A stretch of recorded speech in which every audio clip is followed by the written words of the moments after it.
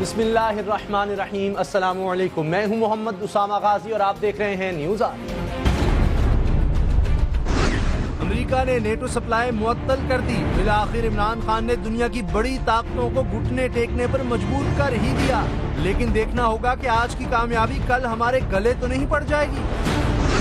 लाशें गिराकर target killers का ऐलान का वजीर आज़मी दावा, ये दावा ही रहेगा। 1 घंटे में 15 लाशें गिराकर टारगेट किलर्स का ऐलान।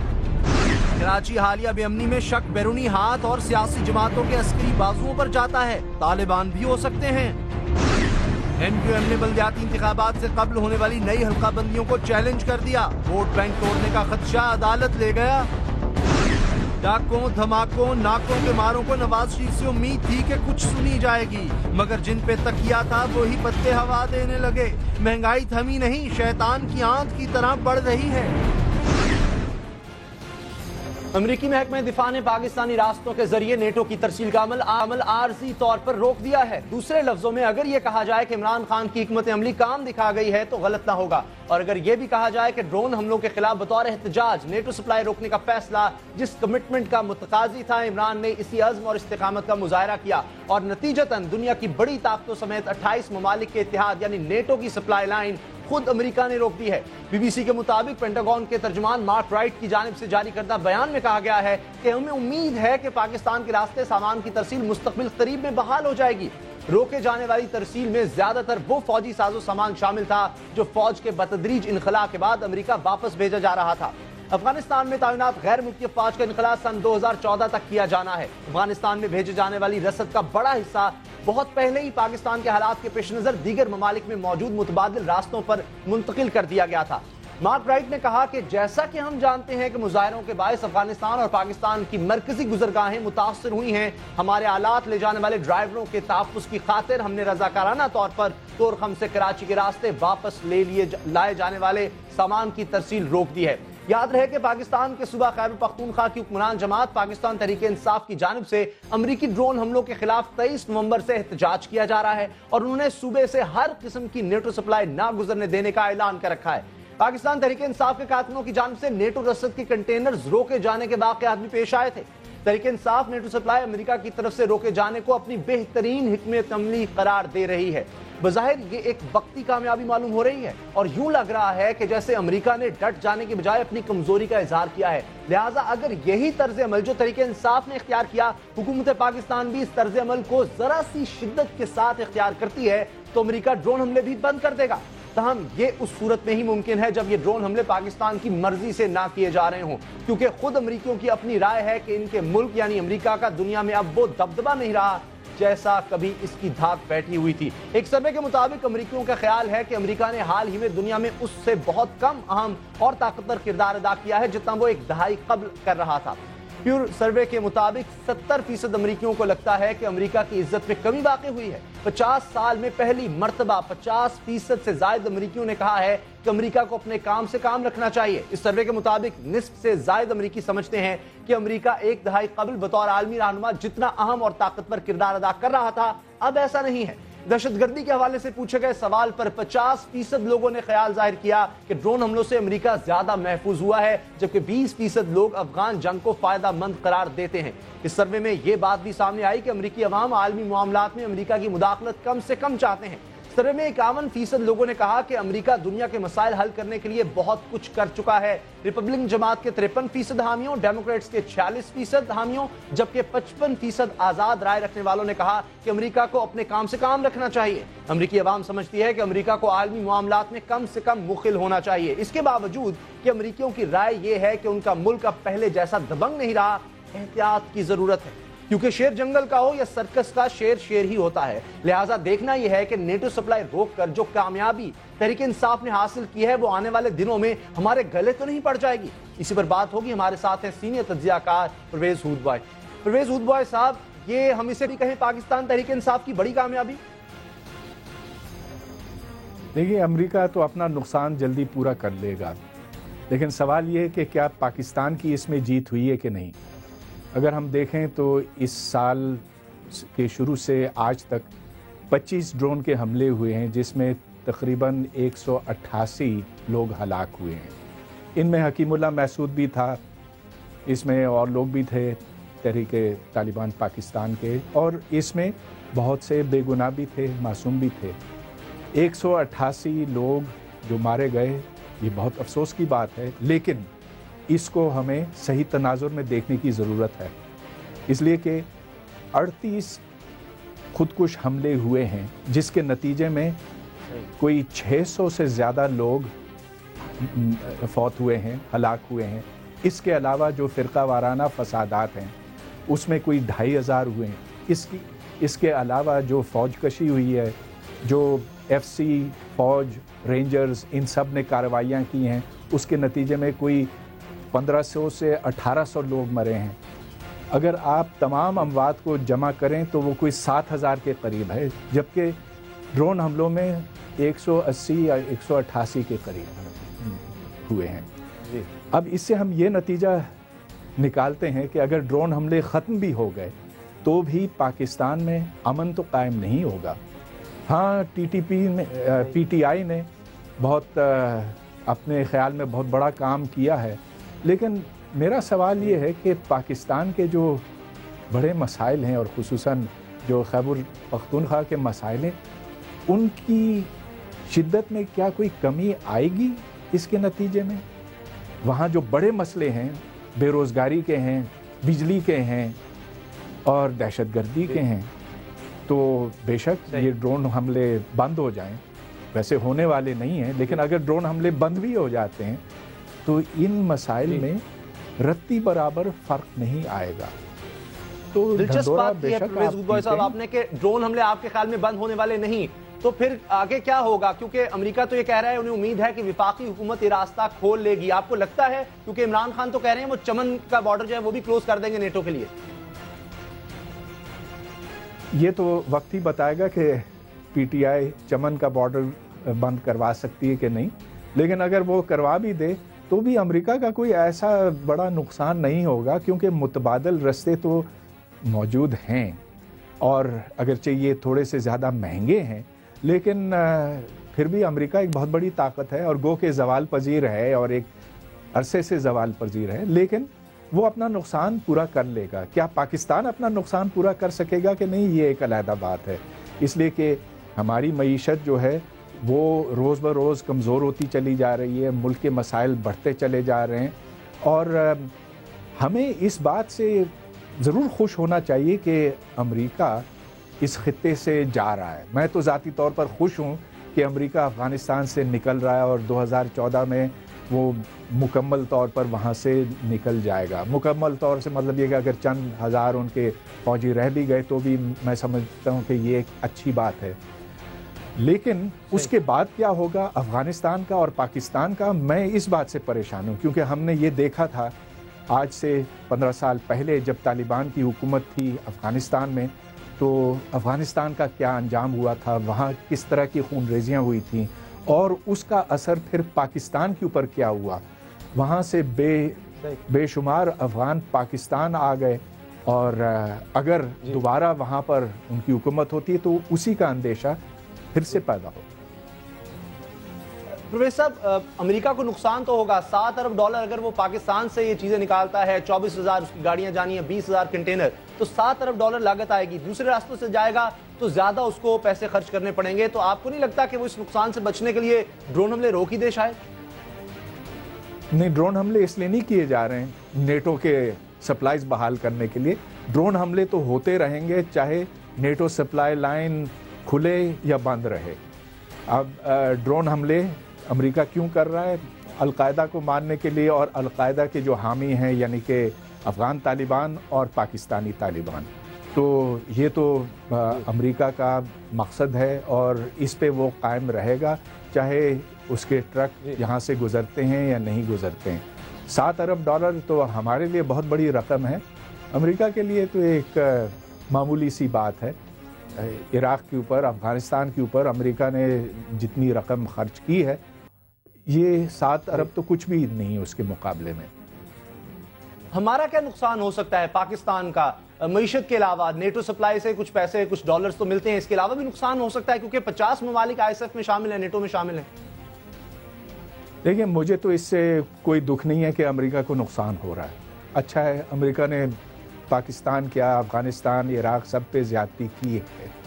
अगर नुकसान हो तो ये उसी का कसूर है, लेकिन मुझे फ़िक्र इस बात की है कि यहाँ जो लोग खुसूसन पीटीआई और Jamaat Islami NATO supply lines को रोक रहे हैं और ड्रोन हमलों की मुखालिफत कर रहे हैं, वो इसलिए कि इससे तालिबान, खुसूसन तहरीक तालिबान पाकिस्तान को नुकसान पहुँच रहा है और बहुत शदीद नुकसान पहुँच रहा है, और ये उनकी खुली हिमायत है। मेरा मतलब ये कि पीटीआई, जमात इस्लामी आज पाकिस्तान के साथ नहीं है, ये पाकिस्तान के मुखालिफिन के साथ है। लिहाजा अगर इनकी जीत होती है तो पाकिस्तान की शिकस्त होती है। हमारा फ़ायदा इसमें है कि मुल्क में अमन व अमान कायम हो, और ये अमन व अमान कायम नहीं हो सकता जब तक तालिबान हम पे हमला करते रहें। लिहाजा आखिर में हुद साहब ये फरमाइएगा कि जो प्यू रिसर्च एक रिपोर्ट आई है जिसमें कहा जा रहा है कि अब ज़्यादातर अमरीकी भी समझते हैं कि बैनुल-अक़वामी किरदार अमेरिका का कम होना चाहिए, अब वो उतना ताकतवर नहीं रहा। आप इसको किस नज़र से देखते हैं? कुछ सोच अमेरिका की बदल सकती है बैनुल-अक़वामी सतह पर? जी, बदल रही है, और बहुत ये खुशाइन बात है। अमेरिका को चाहिए कि वो अपने मसाइल हल करे। आखिर वहाँ बेरोज़गारी है, वहाँ गुर्बत है, और बहुत से दाखिली मसाइल हैं। अब अमेरिका को चाहिए कि वो दुनिया का पुलिसमैन अपने आप को तसव्वुर ना करे। हम इस बात से ज़रूर खुश हैं। तो अमेरिका के मसाइल तो अपनी जगह पे, हमें अपने मसाइल की तरफ तवज्जो देने की ज़रूरत है, क्योंकि हमारा मुल्क इस वक्त जल रहा है। सही, बहुत शुक्रिया परवेज़ ऊद साहब, सीनियर कार दानिश्वर, आपने हमें वक्त दिया।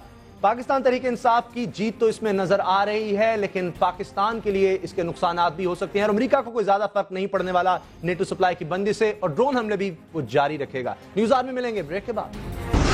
लाशें गिराकर टारगेट किलर्स का ऐलान, अमेरिका वजीर आज़मी दावा, ये दावा ही रहेगा। 1 घंटे में 15 लाशें गिराकर टारगेट किलर्स का ऐलान।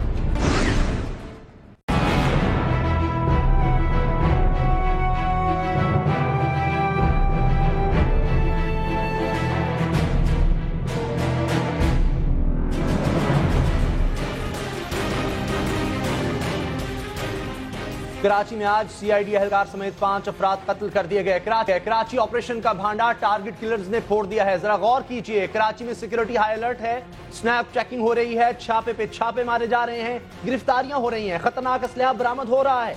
मगर दूसरी तरफ कातिल जब चाहते हैं कत्लो गारत का बटन दबा देते हैं। ऐसे में कराची ऑपरेशन ड्रामे के सिवा कुछ दिखाई नहीं देता। हकीकत यह है कि कातिलों ने ऑपरेशन की सारी तेजियां, सारी फुर्तियां लपेट कर हुकूमत के हाथ में थमा दी हैं। मोटरसाइकिल पर सवार कातिल शहर की गलियों से नमूदार होते हैं, जहां चाहते हैं, जिसे चाहते हैं गोलियां बरसाकर मौत की नींद सुला देते हैं, और फिर ऐसे नजरों से ओझल हो जाते हैं कि रेंजर्स और पुलिस उनकी गर्द को भी नहीं पहुंच सकती। कराची के हवाले से अल्ताफ हुसैन बड़े दूरअंदेश और विजनरी लीडर हैं। उनकी फहम फरासत पहले ही खतरात को भांप जा। कल अल्ताफ हुसैन ने फिरकावारियत के हवाले से जिस खदशे का इजहार किया, उनकी तकरीर के दौरान ही इस खतरे की अमली सूरतों का ज़हूर कराची की सड़कों पर नजर आने लगा। 15 अफराद मारे गए। कानून नाफिज करने वालों ने किसी की मौत को फिरकावारियत के खाते में डाला, किसी को लिसानियत के। सिर्फ 1 घंटे में 10 लोग मरे, यानी कुल 15 शहरियों की जान लेकर टारगेट किलर्स ने उस वजीर आज़मी दावे का पोल भी खोल दिया जो 28 नवंबर को वजीर आज़म जनाब नवाज शरीफ ने ताजरों से खिताब करते हुए किया। बड़े पॉजिटिव रिजल्ट्स मिल रहे हैं, लेकिन ये कहना कि मुकम्मल तौर पे वहाँ पे अमन कायम हो गया है, वो भी दूर की बात है। तो इसमें इंशाल्लाह, और फिर ये मैंने आगे कराची एक बात क्लियर कर दी थी कि भाई ये कहना कि भाई ये ऑपरेशन बस चंद महीनों का है और फिर उसके बाद वाइंड अप करके सब हम घर चले जाएंगे, ऐसी बात नहीं है। इंशाल्लाह कराची पुरअमन होगा और फिर पुरअमन रहेगा। वफाकी वज़ीर दाखिला चौधरी निसार ने गवर्नर सिंध और वज़ीर आला सिंध से टेलीफोन पर राब्ता किया, जो आज इस मसले पर सर जोड़े बैठे रहे। वज़ीर आला हाउस में होने वाले इजलास में कई अहम फैसले किए गए। सिंध हुकूमत ने 400 से ज्यादा टारगेट किलर्स की सर की कीमत रखने का ऐलान कर दिया है। सूबे में 10 नई अदालतें कायम करने का भी फैसला किया गया। ये लोग जिन्होंने कल कार्रवाइयाँ की हैं, वो उनकी निशानदेही हो गई है और वो जल्द ही पकड़े जाएंगे। वज़ीर आला सिंध का कहना है अभी ऑपरेशन के नताइज आने में देर लगेगी मगर नताइज जरूर आएंगे। सवाल यह है कि क्या इस ऑपरेशन से और उसके नताइज से कराची के शहरी मुतमईन हैं? जरा उनकी भी सुनिए। अगर सीरियस है हुकूमत इस शहर में अमन के लिए तो उसको सीरियस होना पड़ेगा। जब तक मुकम्मल सुकून नहीं होगा जब तक लोग मुतमईन नहीं होंगे। बिल्कुल कराची में गवर्नमेंट जो भी ये इक़दाम कर रही है अमन के लिए बेहतर है और हम गवर्नमेंट से अपील करते हैं कि इससे ज़्यादा से ज़्यादा अच्छे इक़दाम लाए ताकि अवाम को सुकून मिले और सुख का सांस ले। कराची ऑपरेशन एक शराब है यह हकीकत? सवाल अहम है। सवाल यह भी है कि 11,000 अफराद पकड़े गए जिन्हें रखने की गुंजाइश कराची की जेलों में नहीं। फिर ये अफराद कहाँ हैं? कराची ऑपरेशन कब मुकम्मल होगा? इसी पर बात होगी। हमारे साथ हैं CPLC के चीफ अहमद चुनाय। अहमद चुनाय साहब, बहुत बहुत शुक्रिया आपका। ये बताइए, ये जो हिकमत अमली हमें नजर आती है, तरीका वारदात है, इसको कंट्रोल नहीं कर पा रही पुलिस। जो टारगेट किलर्स का है, मोटरसाइकिल पर आना, उसी तरह अपनी वारदात करते हैं, लोगों को कत्ल करके चले जाते हैं। बिस्मिल्लाहिर्रहमानिर्रहीम। तो सबसे पहले तो मैं आपकी इस बात पे कमेंट करूंगा कि कराची ऑपरेशन एक शराब है या हकीकत है। तो मैं समझता हूं कि इन ऑल फेयरनेस हम इसको यही कहें कि ये एक हकीकत है, ये शराब नहीं है। और इस बात का सबूत ये है कि अगस्त के महीने में जब कराची में क्राइम उरूज पे था उस ज़माने में 272 किलिंग्स हुई थी। लेकिन वही किलिंग का फिगर जो है जब 5 सितंबर को ऑपरेशन होता है, हमारी फोर्सेस जो हैं वो अपनी जान की परवाह किए बगैर सड़कों पे आते हैं, दहशतगर्दों के ठिकानों पे जाते हैं, क्रिमिनल्स को बिला इम्तियाज़ गिरफ़्तार करते हैं। तो वही फिगर जो है वो 272 से 135, 36 और इस महीने में 140 के करीब आ गया। तो मैं समझता हूँ कि ये एक हकीकत है। किलिंग का फिगर कम भी हुआ है। ये वाक़यात जो हम पिछले 24 घंटों में देख रहे हैं कराची में, ये अफसोसनाक वाक़यात थे। जब हमारी लॉ इन्फोर्समेंट एजेंसीज चारों तरफ प्रेशर डाल रही हैं तो उन्होंने भी, मैं समझता हूँ कि एक क्रिमिनल्स की तरफ से एक नया प्रेशर सामने आया है कि जिसमें वो ये कार्रवाइयाँ कर रहे हैं और ये बताने की कोशिश कर रहे हैं कि शायद वो लॉ इन्फोर्समेंट एजेंसीज पर हावी हो जाए। लेकिन मैं समझता हूँ कि हमारी कानून नाफिज करने वाले इदारे जो हैं वो इन क्रिमिनल्स पर जल्द हावी हो जाएंगे। और ये जितने भी वाक़यात हम सामने देख रहे हैं, मैं नहीं कहता कि हम 100% इनका खात्मा कर देंगे, लेकिन ज़ाहिर है कि वो एक टॉलरेबल लिमिट में आ जाएंगे। जो शहर में क्राइम है उसकी शरह में तेज़ी से कमी हो रही है। ना सिर्फ अगवा बराए तावान की वारदात जो अगस्त के महीने में 22 थी तो दिसंबर के महीने में एक भी नहीं है, नवंबर के महीने में एक वारदात थी। तो ये सारी चीज़ें, साथ ही साथ भत्ताखोरी की भी वारदात जो है मैं समझता हूँ 20-25% उसमें भी कमी हुई है। स्ट्रीट क्राइम्स में जहाँ कराची के शहरी जो है वो अपनी कीमती मोटरसाइकिलों से, जो गरीब मुतवसत तबके की सवारी है, उससे महरूम हो जाते थे। वो 85-90 का फिगर आ जाता था, आज वो फिगर जो है वो 50-55 के करीब है। तो ये सारी बातें इस चीज़ की गम्माज़ी कर रही हैं कि हाँ, हमारे कानून नाफिज करने वाले इदारे जो हैं वो सर तोड़ कोशिश कर रहे हैं। और जिस शहर में क्रिमिनलिटी इतनी बुरी तरह रची हुई हो, जहां ये नहीं पता हो कि भाई भाई का खून क्यों कर रहा हो, उसमें इतनी अच्छी एफर्ट्स के साथ इन क्राइम रेट को तकरीबन आधा ले आना और मुसलसल इस पर मीटिंग्स करना, इसके हल तलाश करना, दहशतगर्दों के ठिकाने तलाश करना, क्रिमिनल्स को जो है वो जगह जगह से उठाना और 7,000 से ज़ायद लोगों को उठाकर जेलों में भरना और फिर उनको स्क्रीन आउट करना। तो ये एक बड़ा मैं समझता हूँ तकलीफ अमर है। लेकिन इसके बावजूद भी कराची की पुलिस, कराची में जो सिंध रेंजर्स है, मगर कल के वाकयात जो हैं उससे हम क्या समझें कि अभी भी पुलिस को तहफ़्फ़ुज़ फराहम करने के लिए आज की मीटिंग में कहा गया कि उन्हें बैरून मुल्क भेजा जा सकता है। जो पुलिस वाले हिट लिस्ट पर हैं टारगेट किलर्स के, आज भी एक CID एहलकार मारा जाता है, यानी उनकी सलाहियत में कमी नहीं आई। हाइड आउट्स उनकी पनाहगाहें खत्म नहीं हो सकी अब तक। देखिए, ये बात ज़रूर है और जाहिर है कि जो ऑपरेशन कर रहा हो, चाहे वो पुलिस हो चाहे वो रेंजर्स हो, वही हिट लिस्ट पर आएंगे, वही फ्रंट लाइन हमारी फोर्सेस हैं और उनके खिलाफ ही दहशतगर्द जो है वो अपनी कार्रवाइयाँ करेंगे। तो इसके बावजूद भी मैं समझता हूँ कि ये इनके फ़राइज़ में शामिल है। वो अपने फ़र्ज़ की अदायगी के लिए अपनी जानों का नजराना भी पेश कर रहे हैं। वो सिर्फ हमारी सेफ्टी और सिक्योरिटी के लिए जो है वो इस बात की परवाह किए बगैर कि दहशतगर्द उनके पीछे भी आ सकते हैं, उनके बचे कुचे लोग जो हैं वो उनकी जानें भी ले सकते हैं, इसके बावजूद भी जो है वो मैदान अमल में आ रहे हैं और इन दहशतगर्दों को कैफरे किरदार तक पहुँचाने में एक बहुत बड़ा जो है वो मरकज़ी किरदार। ये फरमाइए कि कलअदम तंजीमें हमें फिर कल एक्टिव नजर आई हैं, जिस तरह से फिरकावाराना फसादात फैलाने की कोशिश की गई। सोशल मीडिया पर वज़ीर आज़म ने भी कहा था कि उस पर भी हम नजर रखेंगे। वहां पर नफरत फैलाई जा रही है मुसलसल कलअदम तंजीमों की जानिब से, उसको कंट्रोल करने कुछ सोचा जा रहा है, कुछ स्ट्रेटजी? देखिए, इसका वज़ीर आज़म साहब ने बाकायदा ऐलान भी किया था और PTA को हिदायत भी जारी की थी और ये भी कहा गया था कि सोशल मीडिया पे जो लोग इस किस्म की बातें फैलाएंगे ان کو جو ہے وہ ہم ٹریک کریں گے اور ان کو کیفر کردار تک پہنچائیں گے. اور میں سمجھتا ہوں کہ یہ اس وقت ہماری جو قانون نافذ کرنے والے ادارے ہیں ان کی حکمت عملی میں بھی یہ بات شامل ہے کہ اس طرح کے لوگوں کو جو ہے وہ ٹریک ڈاؤن کریں. ظاہر ہے ان سوشل میڈیاز کو بند نہیں کیا جا سکتا, ان کو بلاک نہیں کیا جا سکتا, لیکن ایک انڈیویجول جو اس کو پھیلا رہا ہے اس کی گردن تک جو ہے وہ قانون نافذ کرنے والے ادارے ضرور پہنچ سکتے ہیں, اور یہ نفرتیں اور یہ منافقتیں پھیلانے والے لوگ جو ہیں ان کو جو ہے وہ روکا بھی جائے گا اور ان کو کیفر کردار تک بھی پہنچایا جائے گا. آخری سوال احمد سنائے صاحب, آئی جی سندھ ہو یا کراچی پولیس چیف شاہد حیات, آج وہ یہ اپیل کر رہے تھے ایک طرح سے کہ سیاسی جماعتوں میں ٹارگٹ کلرز ہیں ان کو ہمارے حوالے کر دیا جائے, نہیں تو ان کے نام بتا دیے جائیں گے, ان کے سر کی قیمت رکھی جائے گی. آپ کو لگتا ہے سیاسی جماعتیں خود سے ایسا کر دیں گی؟ دیکھیں, میں سمجھتا ہوں کہ قانون نافذ کرنے والے اداروں کو ایسے تمام عناصر کو, چاہے ان کا تعلق سیاسی جماعت سے ہو, چاہے ان کا تعلق کالعدم تنظیموں سے ہو, چاہے ان کا تعلق ملیٹنسی سے ہو, چاہے ان کا تعلق کسی بھی گروہ سے ہو, ان کے خلاف بلا امتیاز از خود کارروائی کرنی چاہیے. یہ انتظار نہیں کرنا چاہیے کہ کوئی آ کر ان کو حوالے کرے گا.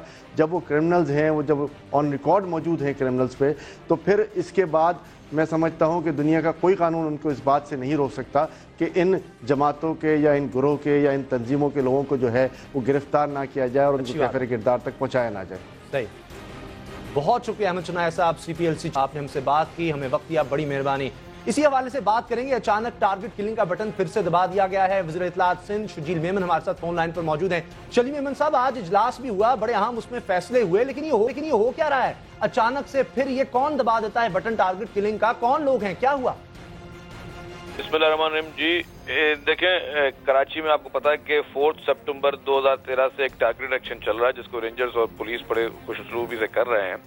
اب دہشت گرد عناصر اور ملک دشمن عناصر جو کہ نہ ہی پاکستان کے خیر خواہ ہیں نہ ہی عوام کے خیر خواہ ہیں, انہوں نے ساری تمام چیزوں کے باوجود جو ہے 3 دن میں ایک جان بوجھ کر ایک فساد پھیلانے کی کوشش کی اور کلنگز سٹارٹ کی ہیں. میں ایک بات بتاتا چلوں کہ کل اور پرسوں یہ خاص طور پہ کوشش کی گئی کہ کوئی فرقہ واریت کی ہوا دی جائے, حالانکہ اس طرح کا کوئی ماحول نہیں ہے. اس کے باوجود اس طرح کی کلنگز کی گئیں دونوں سیکٹس میں سے, اور جو ابھی تک پولیس کی انویسٹیگیشن ہے اس میں یہ ظاہر ہوتا ہے کہ یہ فرقہ واریت شو کرنے کے لیے کیا گیا ہے, لیکن اس کے تانے بانے کہیں اور سے ملتے ہیں. اور کوشش کی جا رہی ہے کہ ان جتنے بھی ماسٹر مائنڈ ہیں دہشت گردوں کو, اس کے خلاف پولیس اور رینجرز جو ہیں وہ ایکشن کریں. اور یہ بھی ایک واضح بات ہے کہ اس شہر کا امن تباہ کرنے کے لیے اور اس آپریشن کو ناکام ظاہر کرنے کے لیے یہ ساری کارروائیاں کی جا رہی ہیں. پولیس اور رینجرز نے جتنے بھی کارروائیاں کی ہیں, کبھی بھی گورنمنٹ نے یہ دعویٰ نہیں کیا کہ کراچی سے کرائم ختم ہو چکا ہے یا دہشت گرد سارے پکڑے جا چکے ہیں. میں سمجھتا ہوں کہ اس میں جتنی بڑی تعداد میں یہاں دہشت گرد موجود ہیں تو اس حساب سے جتنی بھی کارروائیاں ہوئی ہیں اس میں بھی مزید کارروائیوں کی ضرورت ہے اور گورنمنٹ کر بھی رہی ہے. آج بھی لا اینڈ آرڈر کی میٹنگ تھی اور اس لا اینڈ آرڈر کی میٹنگ میں ہمیں یہ بریفنگ ملی کہ اس 4 سپٹمبر سے لے کے آج تک ٹوٹل 10,000 سے زائد لوگ جو ہیں وہ گرفتار کیے ہیں صرف پولیس نے, اور اس میں کافی لوگوں کو چالان بھی کیا گیا ہے. ہم سمجھتے ہیں کہ اب جو ہے کورٹوں کی ریسپانسبلٹی آتی ہے کہ کورٹس جو ہیں ان لوگوں کو سزائیں دیں. جو ATC کورٹس ہیں, اینٹی ٹیررسٹ کورٹس, اس میں یہ ایک قانون ہے کہ ان کو 1 ہفتے کے اندر ان تمام کیسز کو, جس کے بعد جو کیس آتا ہے اس کو ڈسپوز آف کرنا ہے. لیکن انفارچونیٹلی ATC کورٹس کی طرف سے ابھی تک کسی کو بھی کوئی سزا نہیں سنائی گئی ہے, جو کہ ایک تشویش کی باعث ہے. لیکن تمام چیزوں سے زیادہ ہم لوگ ججز کی جو تعداد ہے وہ بھی بڑھا رہے ہیں اور کوشش کر رہے ہیں کہ جتنے دہشت گرد پکڑے گئے ہیں ان کو کیفر کردار تک پہنچایا جائے قانون کے زمرے میں لا کر. بہت بہت شکریہ شجیل میمن صاحب. وزیر سندھ خود کہہ رہے ہیں کہ 11,000 لوگوں کو پکڑا گیا لیکن اب تک کسی ایک کو بھی سزا نہیں ہو سکی, اور اگر اس طرح سے سزائیں نہ ہوئیں تو پھر یہ آپریشن کامیاب کس طرح سے ہو سکے گا. امید کرتے ہیں کہ جلد جو لوگ پکڑے گئے ہیں, گرفتار ہوئے ہیں, انہیں سزائیں بھی دی جائیں گی. نیوز آر میں ملتے ہیں بریک کے بعد. کراچی حالیہ بے امنی میں شک بیرونی ہاتھ اور سیاسی جماعتوں کے عسکری بازوؤں پر جاتا ہے, طالبان بھی ہو سکتے ہیں.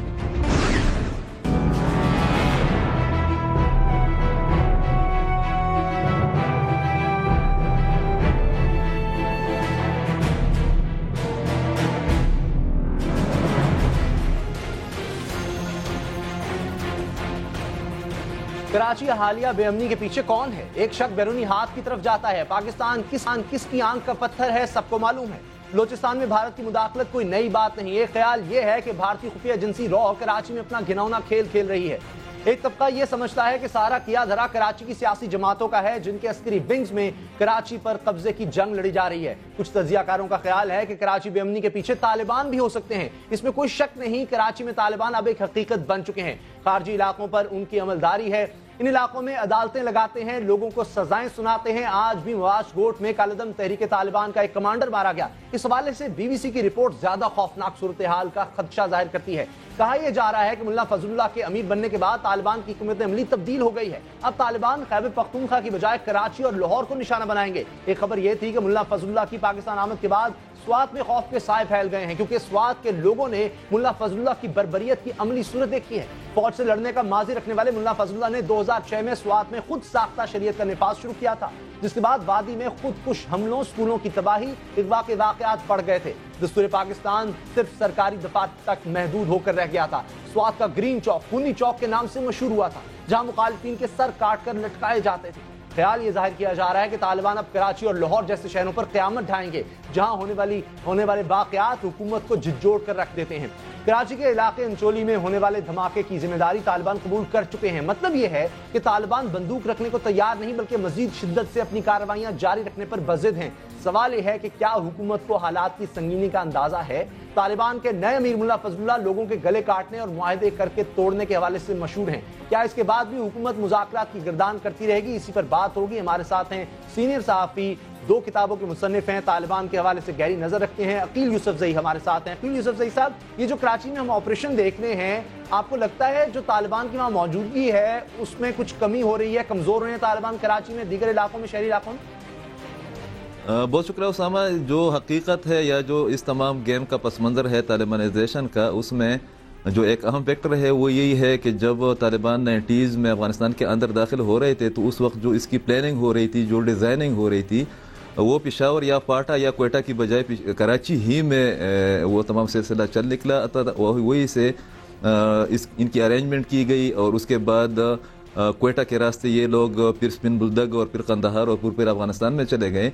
तो जो एक मराकज़ है जहाँ से तालिबानाइजेशन को ग्रूमिंग हासिल हुई है, जहाँ पर उनकी डिज़ाइनिंग हुई है और जहाँ पर तालिबान को एक नज़रियाती बुनियाद फराहम की गई, वो किसी और शहर की बजाय कराची ही है। जिस तरह पेशावर को यह एजाज़ जाता है कि पेशावर में अलकायदा नामी एक तंजीम कायम हुई, उसी तरीके से अमलन जो इसका बैकग्राउंड है, तफसीलात में जाए बगैर, वो यही है कि जो डिज़ाइनिंग हो रही थी तालिबानाइजेशन की, और ख़ासकर इस बात की कि प्रो पाकिस्तान एक एलिमेंट या एक फोर्स अफगानिस्तान में दाखिल की जाएगी, वहाँ पर अमन के क़याम के लिए, एक मुस्तक़िल हुकूमत के क़याम के लिए, जिसके पीछे ISI का पूरा एक फ्रेमवर्क मौजूद था। तो वो तमाम प्रोसेस कराची ही में डिज़ाइन हुई थी। और उसके बाद फिर आपने देखा भी कि जब स्वात ऑपरेशन शुरू हुआ या लाल मस्जिद का वाक़या हुआ या फाटा में जब ऑपरेशन शुरू हुई महदूद पैमाने पर या हासिल जो ऑपरेशन शुरू हुए थे, तो उसके बाद जो इन इलाकों के लोग थे, खासकर जो कि तालिबानाइजेशन से मुंसलिक थे, वो लोग, चूँकि कराची बहुत बड़ा शहर है, वहाँ पर पश्तूनों की आबादी भी बहुत ज़्यादा है, वहाँ पर मुख्तलिफ कौमियतें भी रह रही है, तो उसके बाद ये मुख्तलिफ शक्लों में वहाँ पर मुंतकिल होना शुरू हो गए। मगर इससे पहले भी कराची में इस किस्म का तर्ज फ़िक्र और तर्ज अमल मौजूद था, लेकिन हमें कराची में भी कोई कमी होती नजर नहीं आ रही इस ऑपरेशन के नतीजे में तालिबान की प्रेजेंस में। बहुत बहुत शुक्रिया अकील यूसुफजई साहब आपका। अमन अमान के बाद बात हो जाए सियासत की। सिंध में बल्दियाती इंतखाबात जनवरी में होने जा रहे हैं, लेकिन मुत्तहिदा कौमी मूवमेंट ने चैलेंज कर दिया है नई हल्का बंदियों को। उनका यह कहना है मुत्तहिदा कौमी मूवमेंट का कि किसी यूनियन काउंसिल में 15,000 लोग और किसी यूनियन काउंसिल में 45,000, ये करीन इंसाफ नहीं है। साथ ही साथ ये बात भी याद रखनी चाहिए कि MQM ने इससे पहले आम इंतखाबात में भी हल्का बंदी को चैलेंज किया था। फौज से घर घर जाकर वोटर्स की तस्दीक करवाने को भी उन्होंने चैलेंज किया था और इस पर भी उन्होंने आवाज बुलंद की थी, लेकिन उसके बावजूद आम इंतखाबात में बड़ी कामयाबी मिली मुत्तहिदा कौमी मूवमेंट को। बहरहाल अब ये जो चैलेंज किया गया है इंतखाबात से पहले ही हल्का बंदियों को, इस बारे में तहरीक इंसाफ जो कराची में एक मशहूर जमात है वो क्या सोचती है, इसी बारे में हम बात करें। नाज बलोच तहरीक इंसाफ की रहनुमा हमारे साथ हैं। नाज बलोच साहिबा, क्या आप भी समझती हैं मुत्तहिदा कौमी मूवमेंट का ये जो मुतालबा है तो जायज़ है, अदालत के पास गई है कि मुनासिब तकसीम होनी चाहिए, कहीं किसी यूनियन काउंसिल में 15,000 लोग, कहीं 45,000, ये तो इंसाफ नहीं है, मैंडेट छीनने की कोशिश है। बिस्मिल्लाहिर्रहमानिर्रहीम। उसामा देखें, बात ये है कि कराची के अंदर पहले भी मुत्तहिदा कौमी मूवमेंट मौजूद थी और यहाँ हुकूमत भी करती रही है, तो इनको पहले क्यों नहीं ख्याल आया بات یہ ہے کہ پیپلز پارٹی ہو یا ایم کیو ایم، دونوں جماعتوں نے اپنے مفاد کے تحت اپنے مرضی کے مطابق من مانے طریقے سے انہوں نے ہمیشہ پریفر کیا ہے جیریز مینڈرنگ کرنے کو۔ آپ اٹھا کے دیکھ لیں کراچی میں، آپ ملیر کو دیکھ لیں، ملیر آبادی کے تناسب سے، ایریا کے تناسب سے از ایکویولنٹ ٹو سینٹرل، لیکن ڈسٹرکٹ سینٹرل میں 4 MNAs کی سیٹ ہیں جبکہ ملیر میں 2 سیٹس ہیں۔ تو یہ وجہ کیا ہے؟ جہاں آپ کا اپنا ووٹر ہوگا، ان دونوں جماعتوں کا یہ طرز اور طریقہ رہا ہے کہ جہاں ان کا اپنا ووٹر ہوگا یہ اس کو بس دیکھیں گے، ان کو نہ میری فکر ہے، نہ عوام کی فکر ہے، نہ آپ کی فکر ہے، ان کو کسی کی فکر نہیں ہے۔ They are not concerned. ان کا جو کنسرن ہے وہ صرف اور صرف یہ ہے کہ آنے والے الیکشنز میں کس طریقے سے ہم اپنا جو ہے وہ سیٹ اپ اپنا تیار رکھیں۔ ان کو عوام کی کوئی فکر نہیں ہے۔ دیکھیں حلقہ بندی کیوں ہوتی ہے؟ حلقہ بندی اس لیے ہوتی ہے تاکہ بلدیاتی نظام صحیح طریقے سے ہو، آپ کا سیٹ اپ صحیح ہو، انفراسٹرکچر کا کام وہاں پہ ہو پائے اور آپ کے آبادی کے تناسب سے وہاں پہ آرگنائزیشن اور ایڈمنسٹریشن ہو، لیکن ان کی نیتیں تو یہ ہے ہی نہیں۔ تو پی ٹی آئی کو سب سے زیادہ آبجیکشن ہے کہ ہمیں نہ مشاورت کی جا رہی ہے، سندھ کے سارے فیصلے جو ہے وہ پاکستان پیپلز پارٹی اپنے من مانی طریقے سے کر رہی ہے، اور اتنی تشویش ہمیں اس چیز میں ہے، ہمیں بہت سارے آبجیکشنز ہیں، لیکن پاکستان پیپلز پارٹی نہ مشاورت کر رہی ہے، نہ کرنے کو تیار ہے۔ دوسری جانب اگر متحدہ قومی موومنٹ شور مچا رہی ہے تو متحدہ قومی موومنٹ نے اپنے پچھلے دور میں کیا کیا؟ نہ یہ سینسس کرانے میں حکومت کامیاب رہی، نہ انہوں نے پریشر کیا۔ پیپلز پارٹی کی لاسٹ حکومت تھی وفاق میں بھی سینسس کراتے تو آسانی آپ کے لیے ہوتی کہ آپ حلقہ بندیاں بھی کرا پاتے۔ اس وقت ہاکس بے جو ہے وہ ڈسٹرکٹ ویسٹ لیکن میں یہ ہے۔ بھی تو حقیقت ہے کہ یہی اعتراضات متحدہ قومی موومنٹ نے کہا کہ ان کا مینڈیٹ چھیننے کی کوشش ہو رہی ہے، مگر اس کے باوجود جس طرح آپ نے بھی دوبارہ درخواست دائر کی کہ الیکشنز میں دھاندلی ہوئی ہے، اس کے باوجود 1 قومی اسمبلی کی سیٹ، 2 صوبائی اسمبلی کی سیٹیں تحریک انصاف کو مل سکیں۔ اصل مینڈیٹ تو متحدہ قومی موومنٹ کے پاس ہے کراچی کا۔ دیکھیں بات یہ ہے، میں آپ کو بھی ایکسپلین کر رہی ہوں کہ ہاکس بے کا ایک علاقہ ہے جو کہ سارے تھرو آؤٹ ڈسٹرکٹ ویسٹ میں تھا، اس کو کٹ کر کے ڈسٹرکٹ ساؤتھ میں ڈال دیا گیا ہے۔ کیوں؟ کیونکہ آپ اپنے آپ کو پتہ ہے کہ وہاں پہ آپ کا ووٹر نہیں ہے، تو ڈویژنز اور سب ڈویژنز کر کے کیما کر کے ڈیوائیڈ کیا جا رہا ہے علاقوں کو۔ صرف اور صرف اگلے الیکشنز کی دھاندلی کی تیاریاں ہو رہی ہیں اور کچھ نہیں ہے۔ اور دوسری بات جو آپ نے کہی کہ الیکشنز کی، تو الیکشنز میں آپ نے دیکھا کہ متحدہ قومی موومنٹ کے گڑھ سے جہاں سے ہمیشہ یہ ووٹ اٹھاتے رہے، 50 ہزار ووٹ ہمیں ہی ملا ہے نا، پی ٹی آئی کو ہی ملا ہے نا، ہمیں عزیز آباد، نارتھ نازم آباد، یہ تمام گلشن اقبال، ہر تمام علاقوں سے، ڈسٹرکٹ ویسٹ سے، ڈسٹرکٹ ایسٹ سے، ہمیں ہر جگہ سے 50 60 ہزار 70 ہزار جو ووٹ آیا ہے، یہ کون سا ووٹ ہے؟ یہ کون سا ووٹ ہے؟ یہ انہی کا ووٹ ہے جو کٹ کے ہماری طرف ٹرانسفر ہو کر آیا ہے، کیونکہ عوام ان کے طریقہ کار سے ناخوش ہے، اور عوام ان جماعتوں سے فیڈ اپ آ چکی ہے اور ان کو نیا آپشن چاہیے۔ لہٰذا میں آپ کو یہ بتا دوں کہ یہ جو جیریز مینڈرنگ کی جا رہی ہے، اس کے اندر پاکستان پیپلز پارٹی جیریز مینڈرنگ کر رہی ہے، اور ایم کیو ایم نے بھی اپنے وقت میں یہی سب کیا ہے۔ تو ان دونوں جماعتوں سے کوئی توقع نہیں ہے کہ یہ عوام کے حق میں کوئی درست فیصلہ کراچی کے حوالے سے ڈی لمیٹیشنز کا کر پائیں گے۔ اور بڑی بات تو یہ کہ سینسس ہی نہیں ہوا۔ بہت شکریہ ناز بلوچ، پاکستان تحفظ کی رہنما، آپ نے ہمیں وقت دیا۔ بہرحال تحریک انصاف کے اپنے تحفظات ہیں، لیکن متحدہ قومی موومنٹ تو چیلنج کر چکی ہے نئی حلقہ بندیوں کو۔ دیکھتے ہیں کیا جواب آتا ہے عدالت کی جانب سے، اور جب الیکشنز ہوتے ہیں تو کیا ایم کیو ایم پھر ایک دفعہ بڑی جماعت بن کر ابھرتی ہے۔ نیوز آر میں ملتے ہیں بریک کے بعد۔ ڈاکوں، دھماکوں، ناکوں کے ماروں کو نواز شریف سے امید تھی کہ کچھ سنی جائے گی، مگر جن پہ تکیہ تھا وہی پتے ہوا دینے لگے۔ مہنگائی تھمی نہیں، شیطان کی آنت کی طرح بڑھ رہی ہے۔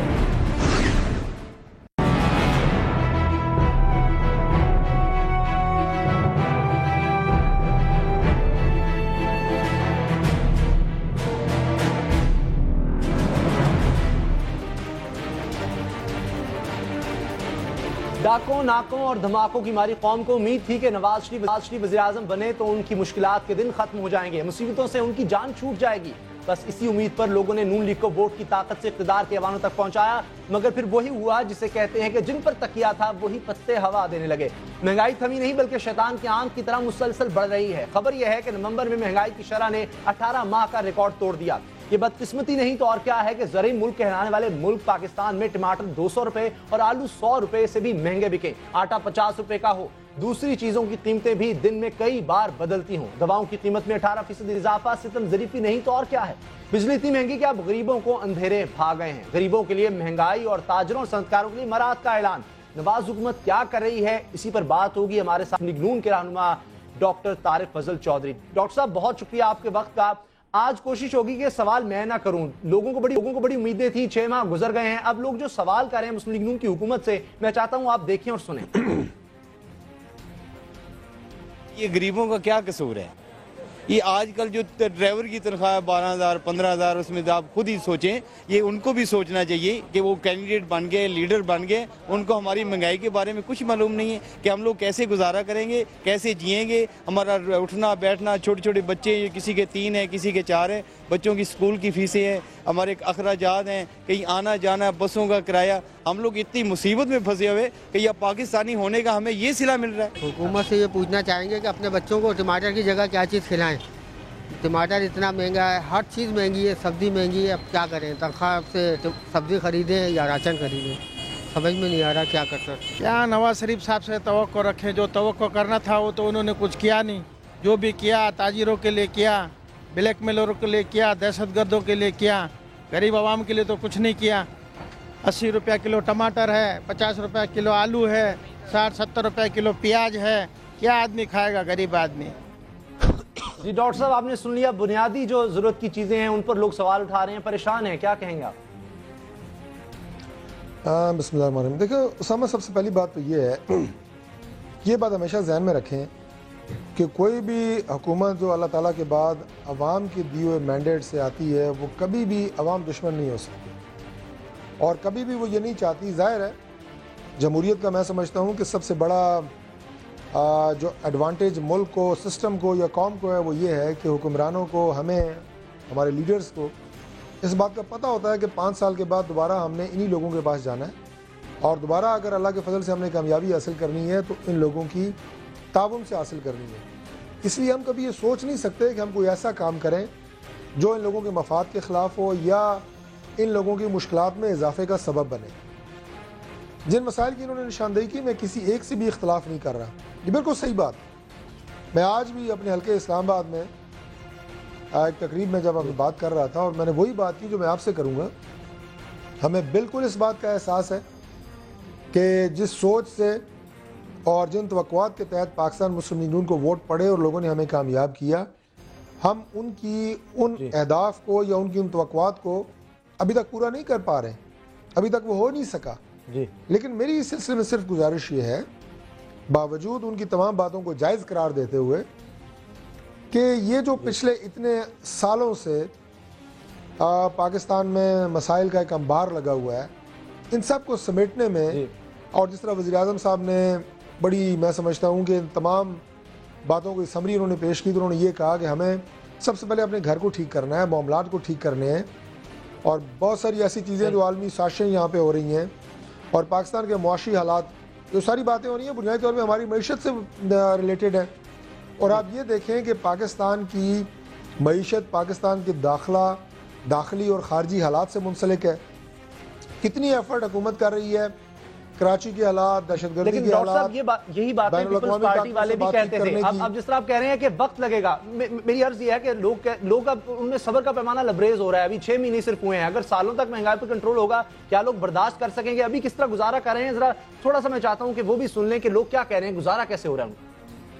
میں گورنمنٹ کو یہ کہوں گی کہ ابھی عوام کے تھوڑا سا خون باقی ہے, اس کو بھی چوس لے تاکہ ہم مر جائیں. بالکل میں کہتا ہوں بزنس مین کو ووٹ دیا تو ملک کا کھانا خراب ہو گیا. سبزی لینے جائیں تو کم از کم 500 کا نوٹ ہو, پھر جا کے ہانڈی پکتی ہے گھر میں, تو غریب عوام کھائے کیا, پیے کیا. وزیر شہباز شریف اور نواز شریف صاحب سے یہی ہم پوچھتے ہیں کہ آج کل اگر غریب آدمی 400 روپیہ دیہڑی جو کما رہا ہے, ٹھیک ہے, وہ کیسے گزارا کرے گا؟ 100 روپے کلو آلو مل رہے ہیں. نون لیگ کو تو اسی لیے لوگ لے کے آئے تھے کہ پہلے سے حالات کچھ بہتر ہوں گے, وہ پہلے سے بھی خراب ہو گئے. مہنگائی جی اتنا بڑھ گیا ہے کہ میاں شہباز شریف کے علاقے کے سارے عوام کو یا دریات سوٹے یا گولی مار دے یا زہر دے دے, اتنا بڑھ گیا. اس حکومت سے بہت سی امیدیں تھیں کہ یہ کچھ کرے گی, لیکن ابھی تک تو نیل ہے. میرے خیال میں غریب کو اس وقت مرنا ہی بہتر ہے, کیونکہ اس کے لیے تو کوئی جینے کا سوال نہیں ہے. جو کام پچھلی حکومت نے 5 سالوں میں نہیں کیا, وہ اس حکومت نے 5 مہینوں میں کر کے دکھا دیا ہے. کیا حکمران اس قابل ہیں کہ ان سے ہم کوئی سوال کر سکیں, اور اگر ہم ان سے سوال کریں تو کیا وہ اس قابل ہیں کوئی جواب دے سکیں؟